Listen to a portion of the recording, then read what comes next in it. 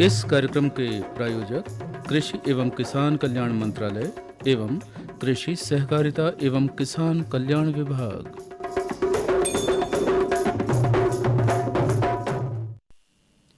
धरती, आकाश, जल और वायु, यही है जीवन की सच्ची माई और इन्हीं से तो जुड़ा है हमारा किसान भाई।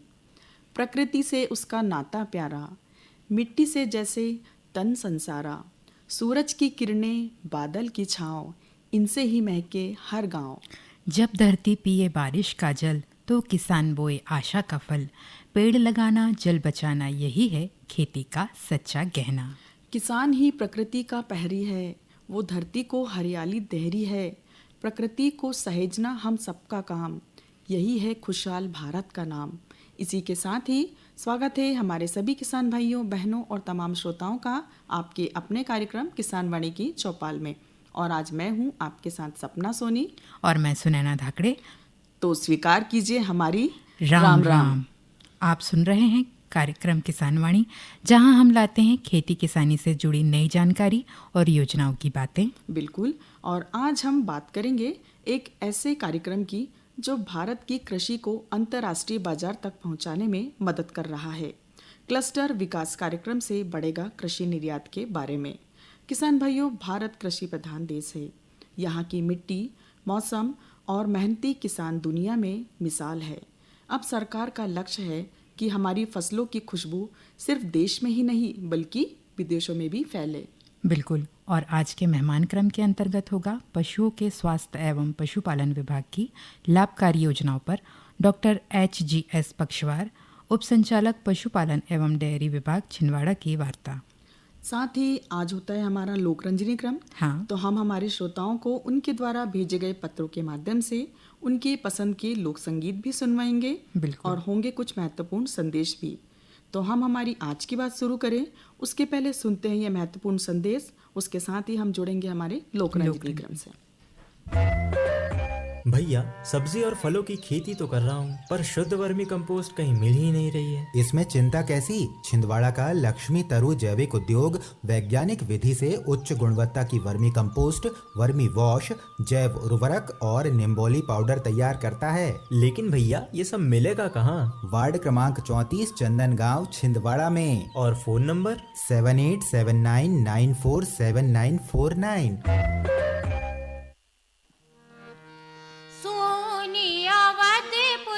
आइए अब हम जुड़ते हैं हमारे लोकरंजनी क्रम का। पत्र दिख रहा है सुनैना मुझे तुम्हारे पास में। हाँ, जो अभी हमने लोकगीत सुना उसके लिए पत्र भेजा था हमें टावर स्ट्रीट न्यूटन से निसार खान, उमेश गुप्ता, शैलेंद्र राय, सतीश साहू, जतन नायक, बच्चा सेठ, अमरनाथ, अभिलाष सूर्यवंशी व मित्रगण ने। और इन्होंने हमारे किसान वाणी परिवार को सभी त्योहारों की विशेष बधाई देते हुए ये लोकगीत सुनना चाहा जो हमने अभी सुना। बिल्कुल, मेरे पास भी ये पत्र है जिसमें इन्होंने बहुत ही सुंदर सजाकर लिखा है कि दीपोत्सव पर्व की आप सभी को आकाशवाणी परिवार को हार्दिक शुभकामनाएं। और इन्होंने ही राम जी का भजन सुनना चाहा था। हाँ। जो कि हमने सुनवा दिए। और आइए अब हम जुड़ते हैं हमारी आज की बात से। क्लस्टर विकास कार्यक्रम से बढ़ेगा कृषि निर्यात। भारत में कृषि क्षेत्र केवल खाद्य सुरक्षा का आधार नहीं बल्कि अर्थव्यवस्था की रीढ़ भी है। भारत का लक्ष्य अब सिर्फ उत्पादन बढ़ाना नहीं बल्कि निर्यात बढ़ाना है। इसी उद्देश्य से कृषि और प्रसंस्कृत खाद्य उत्पाद निर्यात विकास प्राधिकरण, जिसे हम अपेडा के नाम से भी जानते हैं, क्लस्टर विकास कार्यक्रम शुरू किया है। हाँ, और यह कार्यक्रम एक जिला एक उत्पाद और आत्मनिर्भर भारत अभियान से जुड़ा हुआ है। इसका मकसद है देश के प्रमुख कृषि उत्पादों को अंतर्राष्ट्रीय बाजार में प्रतिस्पर्धी बनाना। बिल्कुल सही। किसान भाइयों, किसानों को वैश्विक स्तर पर जोड़ना और कृषि निर्यात को बढ़ावा देना है। और अब जानते हैं किसान भाइयों कि क्लस्टर का मतलब क्या है।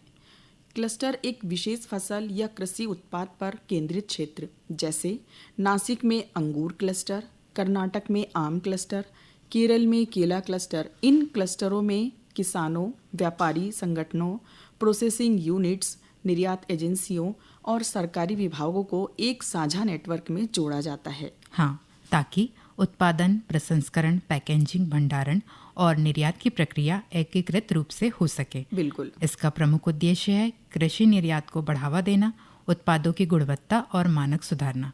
किसानों को बेहतर बाजार और मूल्य दिलवाना। बिल्कुल सही कहा सुनैना। और आधुनिक तकनीक, प्रसंस्करण और पैकेजिंग को बढ़ावा देना, ब्रांडिंग और मूल्य संवर्धन को प्रोत्साहित करना, रोजगार और ग्रामीण विकास। अब बात करते हैं किसान भाइयों क्लस्टर की कार्यप्रणाली के बारे में। क्लस्टर विकास कार्यक्रम को अपेडा द्वारा राज्य सरकारों, कृषि विश्वविद्यालयों, एफपीओस यानी व्यापारी संगठनों और निजी निवेशकों के सहयोग से लागू किया जाता है।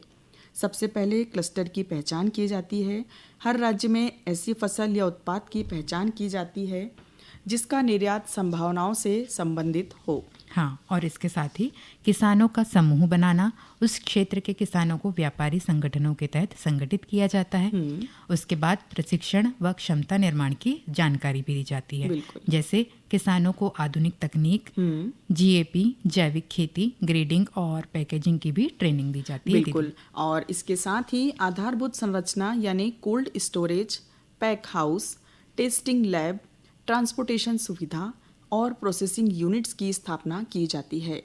साथ ही किसान भाइयों बाजार से जोड़ना, एपेडा विदेशी बाजारों में खरीदारों से संपर्क कराती है।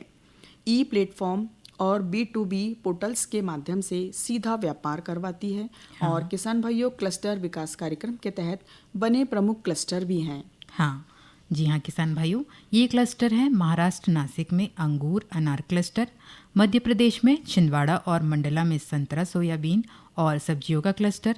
कृषि निर्यात पर प्रभाव की बात करें तो क्लस्टर से गुणवत्ता में सुधार आएगा, लागत में कमी, क्योंकि सामूहिक उत्पादन और साझा संसाधन से भी खर्चा घटता है। बिल्कुल। और उच्च कीमत पर बिक्री की बात करें तो विदेशी बाजार में अच्छे दाम मिल सकते हैं, जिससे किसानों की आय बढ़ेगी, ब्रांड की वैल्यू बनी रहेगी। नासिक ग्रेप्स, मलिहाबादी आम जैसे उत्पाद अब अंतर्राष्ट्रीय पहचान पा रहे हैं। बिल्कुल। भारत के कृषि निर्यात में वृद्धि। अपेडा के अनुसार 2020-21 में भारत का कृषि निर्यात लगभग 3.05 लाख करोड़ था, जो अब बढ़कर लगभग 4.2 लाख करोड़ तक पहुंच गया है। किसानों के लिए तो लाभ की ही बात है। निर्यात योग्य फसल उत्पादन में मार्गदर्शन, तकनीकी सहायता और प्रशिक्षण मिलेगा, बाजार की जानकारी और खरीदारियों से सीधा संपर्क बनेगा। ये तो बहुत ही अच्छी बात है दीदी। साथ ही लॉजिस्टिक और पैकिंग लागत में भी कमी आएगी। आय में स्थिरता बढ़ेगी। और सरकार और संस्थाओं की भूमिका की बात करें तो किसान भाइयों अपेडा योजना की मुख्य कार्यान्वयन एजेंसी जो है राज्य सरकारें, भूमि, प्रशिक्षण और सुविधाओं का सहयोग मिलेगा। और व्यापारी संगठन और किसान समूह उत्पाद का सामूहिक प्रबंधन भी होगा। बिल्कुल। और कृषि विश्वविद्यालय अनुसंधान और तकनीकी मार्गदर्शन, निजी क्षेत्र निवेश और प्रोसेसिंग यूनिट्स का विकास होगा। किसी भी कार्य को करने में लाभ और हानि दोनों ही होते हैं। बिल्कुल। क्लस्टर के कार्यान्वयन में कुछ चुनौतियां भी हैं, जैसे छोटे किसानों को निर्यात मानकों की जानकारी का अभाव, परिवहन और ठंडे भंडारण की सीमित व्यवस्था, विदेशी बाजारों में मूल्य प्रतिस्पर्धा, उत्पादों की ट्रेसेबिलिटी और प्रमाणन में कठिनाई। बिल्कुल। किसान भाइयों क्लस्टर विकास कार्यक्रम भारतीय कृषि को संगठित, प्रतिस्पर्धी और निर्यात उन्मुख बना रहा है। इससे किसानों को वैश्विक बाजार तक पहुंच, उच्च मूल्य प्राप्ति और स्थायी आय के अवसर मिल रहे हैं। बिल्कुल। यह कार्यक्रम वोकल फॉर लोकल से ग्लोबल तक के विजन को साकार करता है।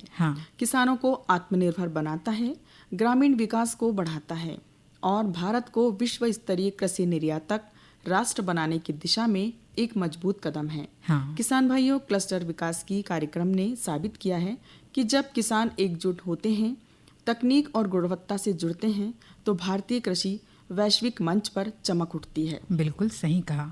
तो किसान भाइयों और बहनों, यदि आपके क्षेत्र में भी कोई ऐसी फसल है जो विशेष पहचान रखती है, तो अपने जिले के कृषि विभाग या अपेडा यानी agriculture and processed food products expert development authority कार्यालय से संपर्क करें और क्लस्टर विकास कार्यक्रम से ज़रूर जुड़ें। बिल्कुल। तो यही थी हमारी आज की बात और अब वक्त हो चला है हमारे लोकरंजनी क्रम से जुड़ने का। तो मेरे पास ये पत्र आया है महादेव घाट अमलेश्वर से। डोमन ठाकुर, सुमन ठाकुर, मिथिलेश ठाकुर, तारनी ठाकुर, सूरज ठाकुर, सुजला ठाकुर, ज्योति ठाकुर और रियांश ठाकुर। और इन सभी ने सुनना चाहा है ये गारी जो हम सुनवाएंगे आपको बेड़ीलाल अहिरवार की आवाज़ में।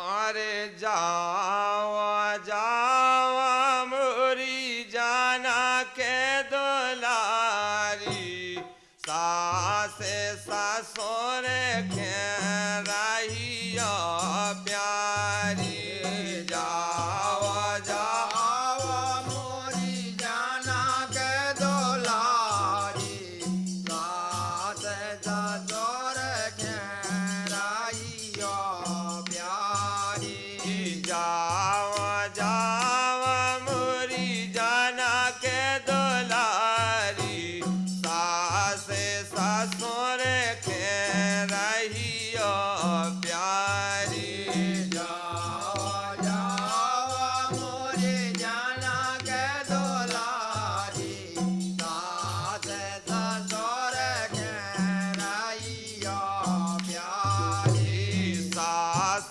ससुर की सेवा करियो निस दिन रहियो आज्ञाकारी सास ससुर की सेवा करियो निस दिन रहियो आज्ञाकारी जावा जावा मोरी जाना के दुलारी सास ससुर क्या रहियो प्यारी जावा जावा मोरी जाना के दुलारी सास ससुर क्या रहियो प्यारी अपने पति की पूजा करियो धर्म निभाइयो सिए सुख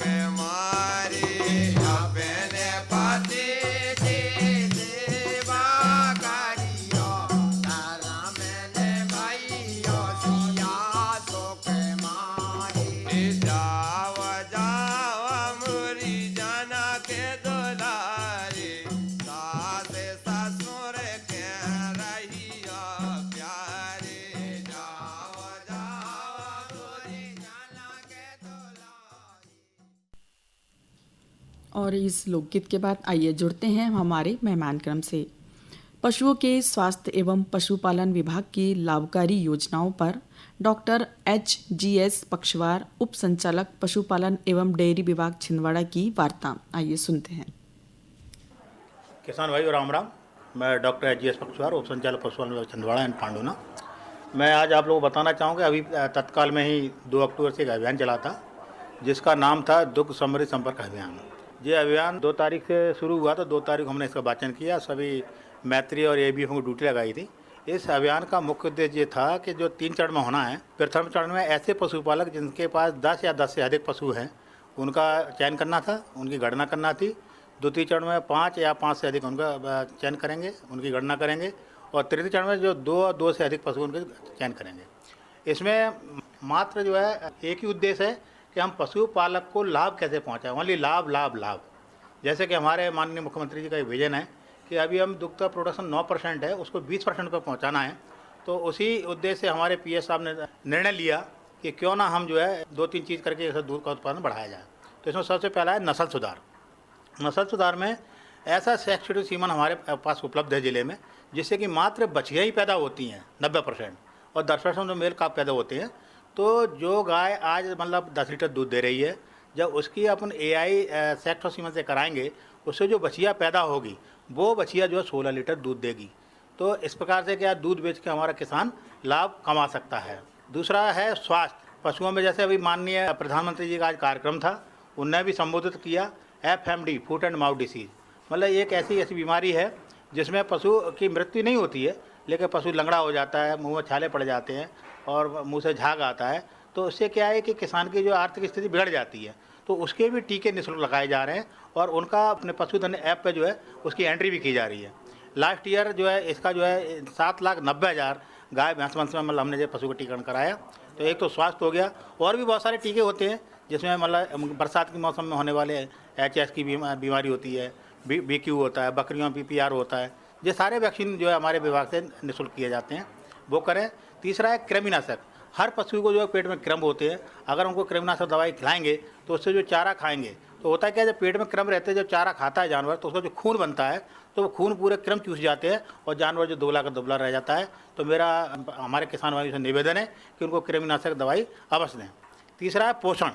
पोषण एक महत्वपूर्ण कड़ी है। जैसे मान लो कोई गाय 10 लीटर दूध दे रही है तो उसको 5 किलो जो है दाना जो है सुदाना जो बोलते हैं वो दूध के लिए, और 1 किलो उसको बॉडी मेंटेनेंस के लिए, ऐसे टोटल 6 किलो देना पड़ेगा।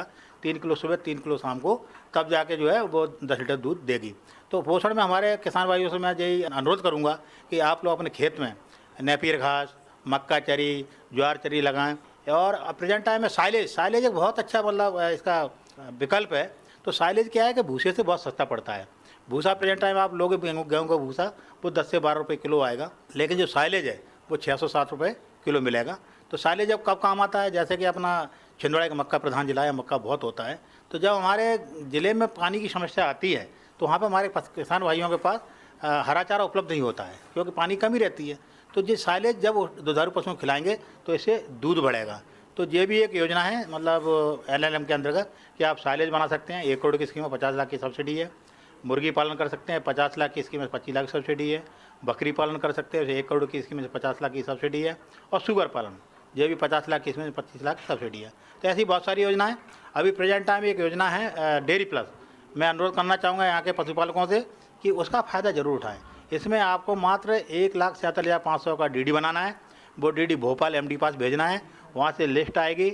यहाँ से आपका जैसे ही मतलब चयन हो जाएगा, आपको पंजाब जाना है। पंजाब में जाकर कोई भैंस अपने मनपसंद लेना है और भैंसों का 3 साल का बीमा भी हो जाएगा। आप भैंस चयन करके वहाँ पर छोड़ दीजिएगा, टैग लगवा दीजिएगा, वहाँ से एक ट्रक लोड होगा और वो अपने ज़िले में छिंदवाड़ा में पूरी भैंसें आ जाएंगी। तो मेरा किसानों से अनुरोध है कि डेयरी प्लस का लाभ उठाएं। धन्यवाद। किसान भाइयों, अभी आप सुन रहे थे मेहमान क्रम के अंतर्गत पशुओं के स्वास्थ्य एवं पशुपालन विभाग की लाभकारी योजनाओं पर डॉक्टर HGS पक्षवार, उप संचालक पशुपालन एवं डेयरी विभाग छिंदवाड़ा की वार्ता। और चलिए अब सुन लेते हैं महत्वपूर्ण संदेश। बिल्कुल।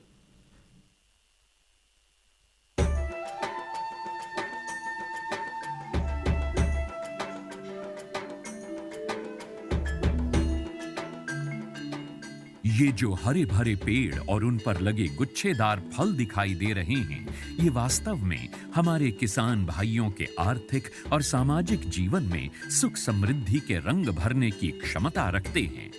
ऑयल पाम की खेती से किसान सामान्य फसलों की तुलना में कम लागत एवं मेहनत से अधिक आय प्राप्त कर सकते हैं। इसके माध्यम से किसान खाद्य तेलों का उत्पादन बढ़ाकर देश के विकास में अपनी भागीदारी सुनिश्चित कर सकते हैं। लेकिन ये सब कैसे संभव है, आज इसी के बारे में बताएंगे अपने किसानों को। ऑयल पाम एक बहुमुखी तेल है जिसके कई अलग अलग गुण और कार्य हैं जो इसे बेहद उपयोगी और व्यापक रूप से इस्तेमाल किया जाने वाला बनाते हैं। ऑयल पाम के फल से सबसे अधिक तेल प्राप्त होता है। प्रति हेक्टेयर 20 से 25 टन फलों की उपज देने वाले इसके पेड़ परिपक्व होने के बाद लगभग 30 साल तक फल देते रहते हैं। यही नहीं, इन पेड़ों के बीच अंतर्वर्ती फसलें उगाकर किसान दोहरी आय भी प्राप्त कर सकते हैं। इसके अतिरिक्त सरकार की ओर से भी इसकी खेती के लिए काफी सहायता उपलब्ध करवाई जाती है। भारत सरकार की ओर से 2021-22 में खाद्य तेलों पर राष्ट्रीय खाद्य तेल मिशन, तेल palm national mission on edible oils, oil palm NMEO-OP की शुरुआत की गई।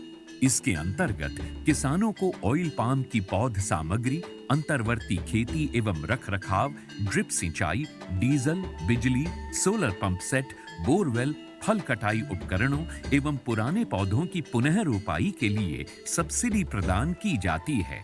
इस मिशन के अंतर्गत किसानों को 1 से 5 लाख तक की राशि प्रति हेक्टेयर की वित्तीय सहायता उपलब्ध कराई जाती है। सरकार द्वारा ऑयल पाम की पौध सामग्री के लिए 20 से 29 हज़ार रुपये प्रति हेक्टेयर की सहायता मिलती है। इसके अलावा भी सरकार पहले 4 साल तक 42,000 रुपये प्रति हेक्टेयर की सहायता अंतर्वर्ती फसल एवं रखरखाव के लिए भी मुहैया कराती है। इस मिशन के अंतर्गत ड्रिप सिंचाई के लिए 30,000 रुपये प्रति हेक्टेयर की सहायता अतिरिक्त दिया जाता है। साथ ही किसानों के लिए फसल कटाई मशीन और ट्रैक्टर ट्रॉली की खरीद के लिए भी सहायता का प्रावधान है। कुछ किसानों के मन में ये शंका है कि ऑयल पाम के पेड़ों की सिंचाई के लिए अधिक मात्रा में पानी की आवश्यकता होती है। ये पर्यावरण के लिए ठीक नहीं है। कुछ ये भी कहते हैं कि ये धरती के उपजाऊपन के लिए भी हानिकारक हैं। किंतु जिन किसानों को ऑयल पाम की खेती से आज लाखों रुपए की वार्षिक आय प्राप्त हो रही है, उनका कहना है कि ये सारे संचय निराधार हैं। ऑयल पाम का खेती में दान और गन्ने से कम पानी लगता है। इसमें गवर्नमेंट का तरफ से ड्रिप सिंचाई के लिए पैसा भी दिया जाता है। मैंने 2015-16 से ऑयल पाम की खेती की है और इससे पर्यावरण को कुछ नुकसान है ही नहीं। और इनका जो पेड़ पौधा होता है, इनसे हम मल्चिंग भी यूज करते हैं और इनका यूज से हम काफ़ी सारा ज़मीन में नमी लेते हैं। और इनके अंदर इंटरक्रॉप जो है, जो कपास वगैरह लगाते हैं तो हम डबल गुण आय लेते हैं और अच्छा रहता है। ऑयल पाम की खेती के लिए मुझे सरकार ने पौधे सीडलिंग देते हैं। वो जब बड़ा हो जाता है, जो फल जो देता है, हर महीने सरकार उसी फल खरीदने के लिए एक रेट बना के देते हैं। वही रेट पे कंपनी खरीद लेते हैं। मैं काट के इकट्ठा कर देता हूँ, कंपनी उठा के ले जाते हैं। ऑयल पाम के लिए सरकार उत्पादों की तत्काल खरीद करती है। साथ ही सरकार एक वायबिलिटी मूल्य भी घोषित करती है, ताकि यदि भाव अचानक गिर जाए तो उस अंतर का भुगतान सरकार किसानों को करती है। सच तो ये है कि ऑयल पाम की खेती हमारे किसानों को और अधिक समृद्ध और ग्रामीण अर्थव्यवस्था को और अधिक सशक्त बना रही है। आप भी इसकी खेती और सरकारी सहायता का लाभ उठाएं और अपनी आर्थिक स्थिति को बेहतर बनाएं।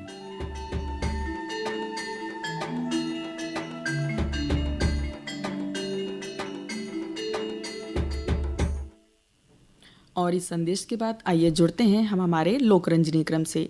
ये अगला पत्र आया है न्यूटन परासिया से। सुनीता जायसवाल, पूनाराम जायसवाल, लखनबाती जायसवाल और नमन जायसवाल से। और ये एक पत्र है भाटापारा दंतरंगी से। द्वारिका प्रसाद वर्मा, किशोर कुमार वर्मा, दीपक कुमार वर्मा, जावेंद्र कुमार वर्मा जी का। और इन सभी ने सुनना चाहा है ये दादरा चंद्रकांत पाठक की आवाज़ में।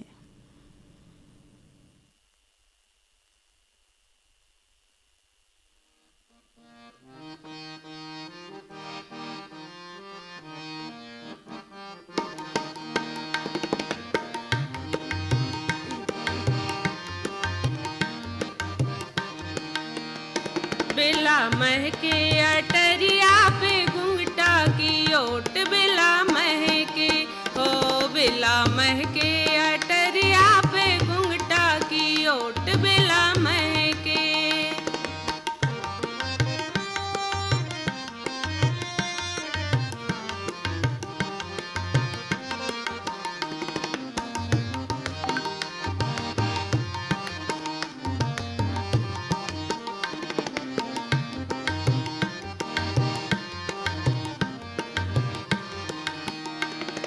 संध्या की बेरा बनाए जो नरी, संध्या की बेरा बनाए जो नरी, उन्हें ले गई अटा पे हरीरी चुनरी, बेला महके हो बेला महके अटरिया पे घुंघटा की ओट, बेला महके।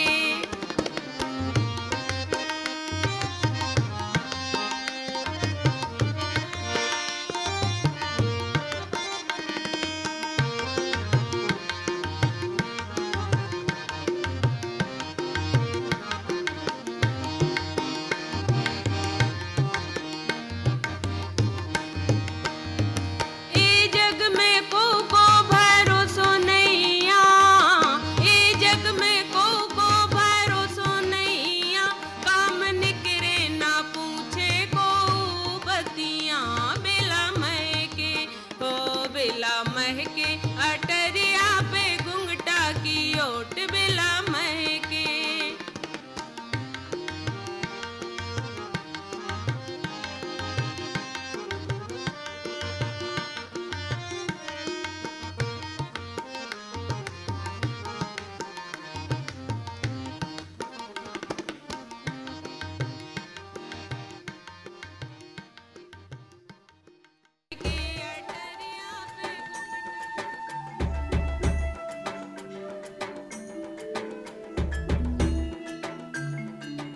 मैंने 2015-16 से ऑयल पाम की खेती की है और इससे पर्यावरण को कुछ नुकसान है ही नहीं।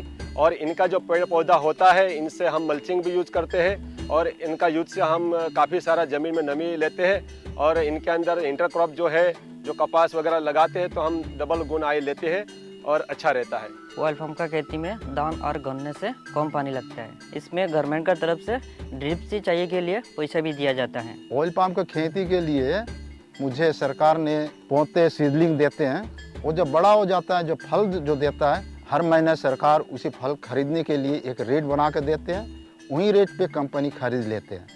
मैं काट के इकट्ठा कर देता हूँ, कंपनी उठा के ले जाते हैं।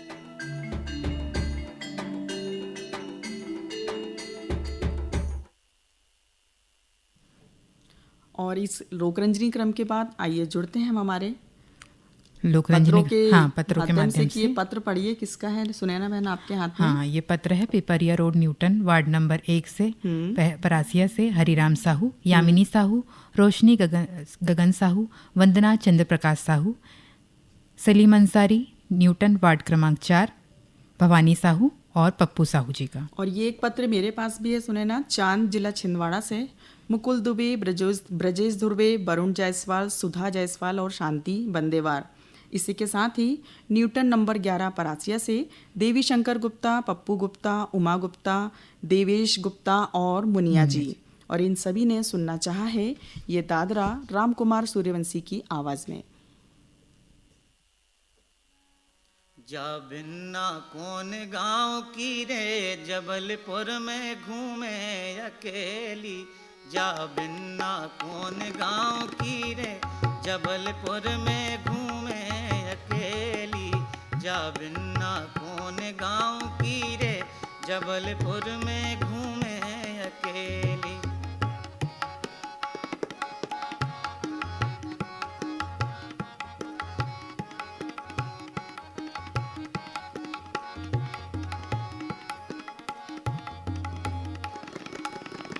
आँख कटीले होंठ रसीले, आँख कटीले होंठ रसीले, आँख कटीले होंठ रसीले, आँख कटीले होंठ रसीले। गलुआ लगे पीरे पीरे, जबलपुर में घूमे अकेली। जा बिन्ना कौन गाँव की रे, जबलपुर में घूमे अकेली। जा बिन्ना कौन गाँव की रे, जबलपुर में घूमे अकेली।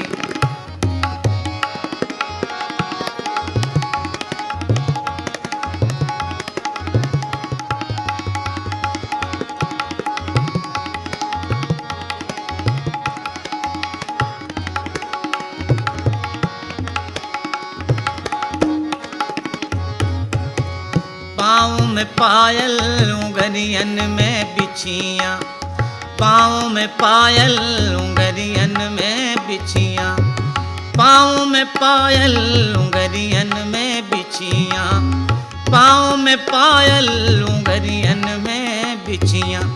पैया धरे धीरे धीरे, जबलपुर में घूमे अकेली। जा बिन्ना कौन गाँव की रे, जबलपुर में घूमे अकेली।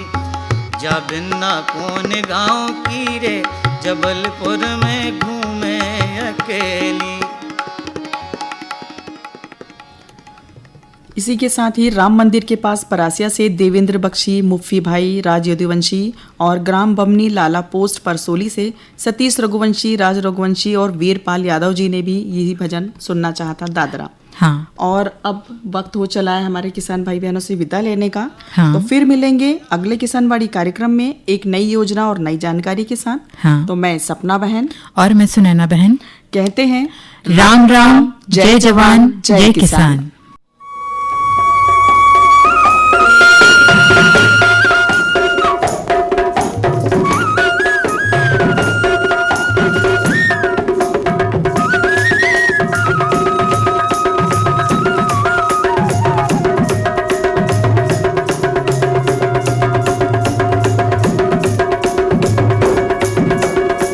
इस कार्यक्रम के प्रायोजक कृषि एवं किसान कल्याण मंत्रालय एवं कृषि सहकारिता एवं किसान कल्याण विभाग।